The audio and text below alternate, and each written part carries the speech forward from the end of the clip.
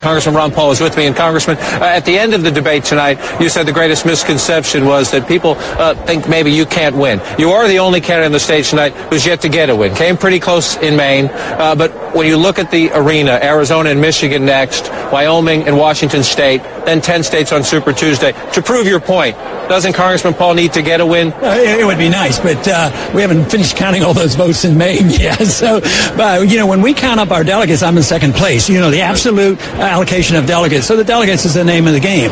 But I can expand on this whole thing about the polling. When I'm polled against the Democrats and the independents, I do better than the rest. So, the Republican Party claims they want somebody to win. And of course, you understand why I have appeal to somebody outside the Republican Party, because the foreign policy is different. I have concern about civil liberties, and I'm a fiscal conservative. So I have a broad base of appeal. So that sort of goes by the way. And of course, I have to fight to get that message out. What was your sense tonight from your perspective of the most interesting or the most significant policy disagreement or confrontation or discussion? Well, I think the most disagreement that's clear-cut is probably what you were able to point out.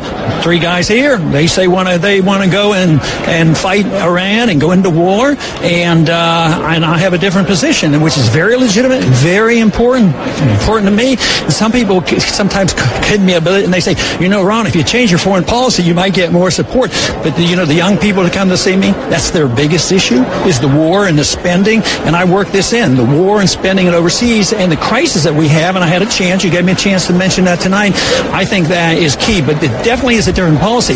But when I can further explain it, I can show where I'm closer to Eisenhower, because he was restrained, he got rid of the war in Korea, he didn't get involved with troops in Vietnam, he didn't get involved in the Formosa Strait, and I remember very well, 56, he would not go to war of the Suez Canal, so I really like it. And he was a military man, and I've been in the military, the others haven't. So I think in many ways I would follow some of the advice of Eisenhower as well as our founders. Well, let me bring you back to the very first question of the debate, the gentleman's concern about the debt, which is something you've talked about for some time. As you know, there are even many of those who say debt and deficit reduction, two different things, should be a big goal at this moment. 8% unemployment, 8.7% in this state right now. Do many say at this moment, though, take it easy and go more slowly, because if you pull too much money back, you might hurt the economy too much. You say cut $1 trillion in your first year. Do you worry that could have a negative economic impact? No, because it's a myth to say that if the government doesn't spend the money, it won't get spent. We're just talking about who should spend the money. When government spends the money, they make malinvestment and they take care of their friends.